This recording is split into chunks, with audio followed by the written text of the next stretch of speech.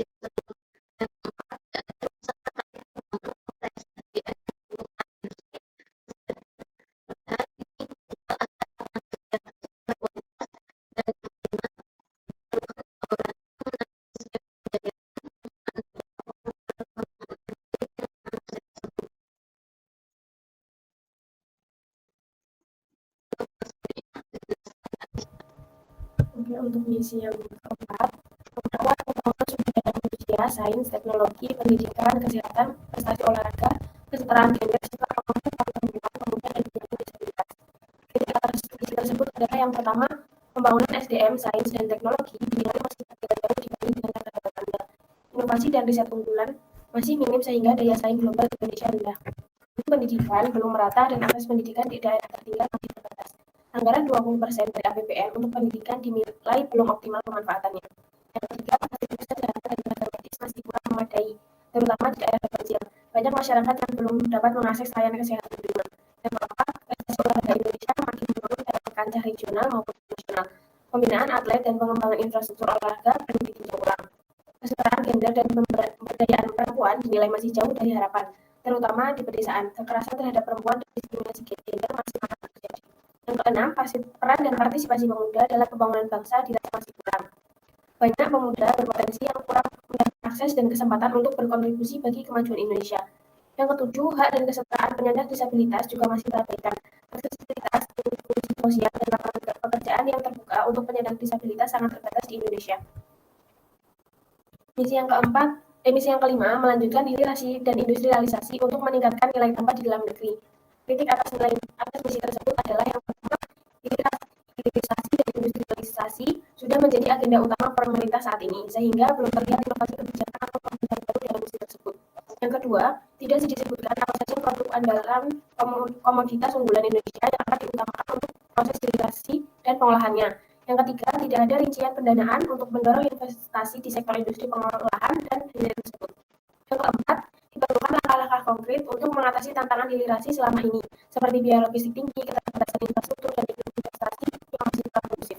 Yang kelima, perlu kejelasan apakah hilirisasi dan industrialisasi akan tetap mempertahankan keberlanjutan lingkungan dan tidak berpotensi eksploitasi SDA secara berlebihan demi keuntungan industrialisasi. Misi yang kelima, membangun dari bawah untuk pemerataan ekonomi dan pemberantasan kemiskinan.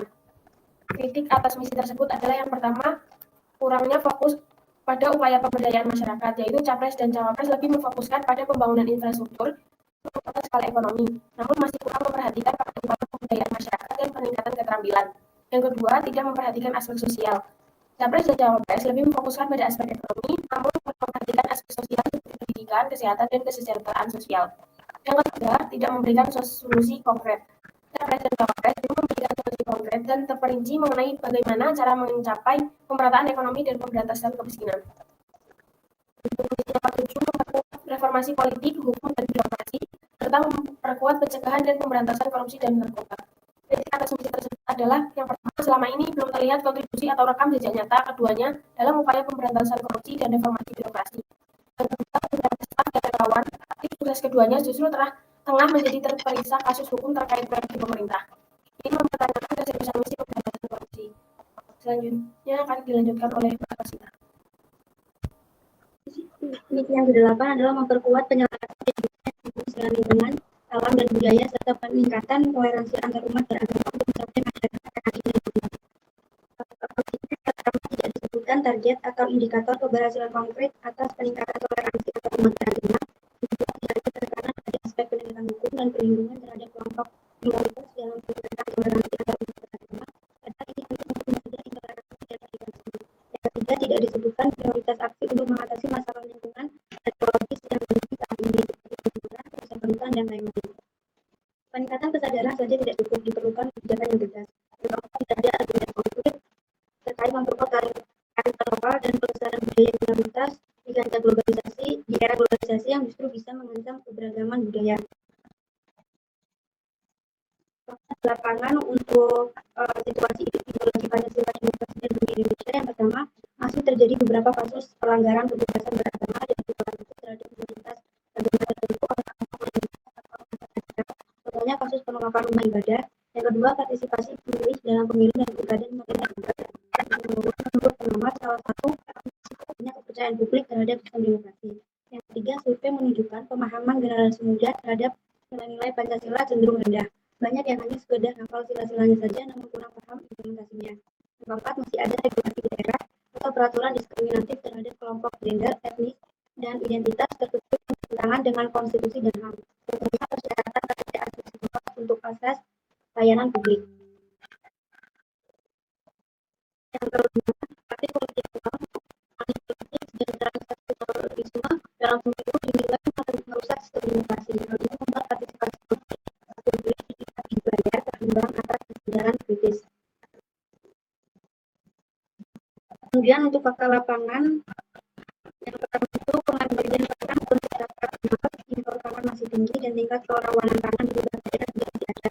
Kemudian energi juga belum ideal, kita masih menyimpor minyak dan batu bara dalam jumlah besar setiap tahunnya. Kontribusi EBT pun baru sekitar 13% dari total energi nasional. Yang ketiga, sebaran dan akses EBT antar daerah belum merata, terutama di wilayah timur Indonesia. Banjir dan kekeringan di musim tertentu juga masih jadi persoalan. Yang keempat, sistem pertahanan dan keamanan secara umum tidak sudah baik, namun profesionalismenya terus ditingkatkan termasuk minimnya anggaran pertahanan dibanding negara ASEAN lainnya. Data ekonomi kreatif dan ekonomi biru belum dipublikasikan memadai untuk mengukur capaian, sehingga upaya peningkatan kemandirian sektor ini perlu pembuktian lebih lanjut. Selanjutnya akan disampaikan oleh Mbak Natasha. Juga pertanyaan mengenai industri kreatif dan melanjutkan pengembangan infrastruktur. Yang pertama, jumlah pengangguran terbuka pada Agustus 2020 mencapai 1,4 juta orang atau tingkat pengangguran terbuka 4,95% meningkat dari tahun sebelumnya. Yang kedua, sebanyak 62,5% dari total pekerja Indonesia masuk kategori pekerja informal atau 24,54 juta orang. Artinya minim tunjangan serta jaminan sosial. Ketiga, kontribusi UMKM terhadap total PDB sebesar 61,1% pada tahun 2021, masih minim skala dan produktivitasnya. Yang keempat, ekspor produk kreatif baru mencapai 19,9 miliar US dollar atau sekitar 4% ekspor nasional pada tahun 2021. Infrastruktur mulai melambat. Realisasi belanja infrastruktur APBN hingga semester 1 tahun 2022 6,5% dari 270 triliun rupiah. Jadi tantangan pencipta memperkuat pembangunan sumber daya manusia atau SDM, sains, teknologi, pendidikan, kesehatan, prestasi olahraga, kesempatan gender, serta pendekatan dan disabilitas. Yang pertama, kualitas SDM Indonesia berada pada peringkat ke-64 dari 65 negara soal daya saing talenta di World Talent Ranking tahun 2022. Yang kedua, penghasilan anggaran riset dan pengembangan baru mencapai 62% dari total PDB, masih jauh di bawah target 1% sesuai UU.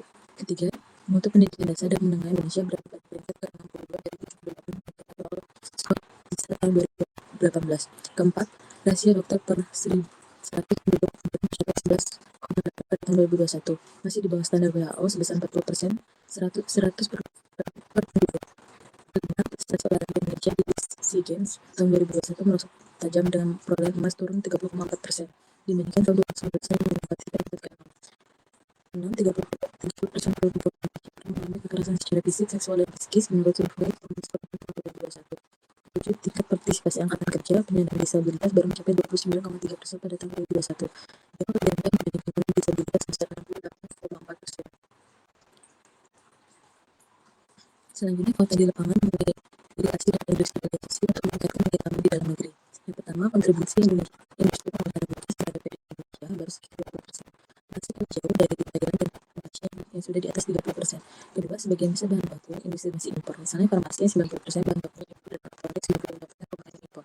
Ketiga, produktivitas sektor industri pengolahan Indonesia hanya sekitar 27 US dollar per pekerja per jam pada tahun 2020, dibanding Vietnam 43 US dollar dan Thailand 50 US dollar dan Malaysia 57 US dollar. Keempat, iklim investasi untuk minyak industri untuk menanamkan modal di sekitar industri hilir, seperti aturan ketenaga kerjaan yang belum fleksibel. Kelima, infrastruktur mendukung seperti ketersediaan energi, konektivitas digital dan logistik di sejumlah daerah masih belum memadai. Selanjutnya yang visi misi ke-6 dari desa dan dari bawah untuk pemerataan ekonomi dan pemberantasan kemiskinan. Fakta di lapangannya adalah yang pertama, laju pertumbuhan ekonomi Indonesia pada tahun 2022 mengalami peningkatan dari 4,70% menjadi 5,31%. Meskipun terjadi pertumbuhan ekonomi di beberapa wilayah seperti Jawa, Sulawesi, Maluku, dan Papua, tingkat kemiskinan masih cukup tinggi. Dari data terbaru dari Badan Pusat Statistik menunjukkan bahwa persentase penduduk miskin di Indonesia per September 2022 adalah 9,57%, jadi yang lebih tinggi dari angka pada Maret 2022 sebesar 9,44%. Yang kedua, kemiskinan di Indonesia dipengaruhi oleh berbagai faktor, termasuk kondisi alamiah, ekonomi, struktural, sosial, dan kultural. Kemiskinan alamiah dan ekonomi daya alam, manusia, dan sumber daya lainnya. Dan juga peluang produksi relatif kecil dan tidak dapat berperan dalam pembangunan. Kemiskinan struktural dan sosial disebabkan hasil pembangunan yang belum merata karena keberagaman dan kebijakan dalam pembangunan. Kemiskinan kultural atau budaya disebabkan oleh sifat atau kebiasaan yang membatasi kemampuan seseorang untuk keluar dari kondisi kemiskinan. Kemudian fakta lapangan yang ketujuh, yaitu memperkuat reformasi politik, hukum, dan memperkuat pencegahan dan pemberantasan korupsi dan narkoba. Di lapangannya, yaitu yang pertama, indeks persepsi korupsi Indonesia pada tahun 2022 masih pada di angka 37, stagnan dibandingkan tahun sebelumnya. Yang kedua, jumlah kasus tindak pidana korupsi yang ditangani KPK pada tahun 2022 mencapai 557 kasus, meningkat dari tahun sebelumnya, yaitu 497 kasus. Ketiga, survei politik Indonesia tahun 2022 menunjukkan kepercayaan publik terhadap partai politik, DPR, dan Pemda dalam upaya pemberantasan korupsi. Yang keempat, progres Undang-Undang Pemberantasan Tipikor yang diajukan pemerintah belum juga rampung dibahas DPR dalam 2 tahun terakhir. Yang meninggal di Indonesia terus meningkat dari 52.000 kasus di tahun 2020 menjadi 59.000 kasus pada tahun 2001 berdasarkan data BNN. Selanjutnya yang dikatakan penyelarasan kehidupan yang harmonis dengan lingkungan, alam, dan budaya, serta peningkatan toleransi antar umat agama untuk mencapai masyarakat yang adil dan makmur. Fakta di lapangannya yang pertama, masih kasus seperti illegal logging, penambangan liar, dan perusakan hutan yang mengancam kelestarian lingkungan dan alam Indonesia. Hal ini menunjukkan masih belum peningkatan kepedulian terhadap pelestarian lingkungan. Budaya lokal dan kearifan lokal di sejumlah daerah mulai memudar dan merupakan generasi muda. Perlu upaya revitalisasi budaya lokal agar tetap terjaga dan sejalan dengan perkembangan. Yang kedua, kasus intoleransi dan radikalisme atas nama agama masih kerap terjadi. Misalnya, pendirian rumah ibadah, sweeping atas alasan agama, dan aksi kekerasan fisik. Hal ini menunjukkan masih rendahnya toleransi antar umat beragama. Yang keempat, program kerukunan antar umat beragama sudah banyak digelar di berbagai daerah, akan tetapi dampaknya belum signifikan meredam intoleransi dan radikalisme agama. Diperlukan pembangunan antara penduduk asli dan pendatang di beberapa wilayah sehingga rawan konflik antar kelompok. Perlu dilakukan berbagai program integrasi sosial antar agar tercipta kerukunan. Saya kembalikan ke moderator. Terima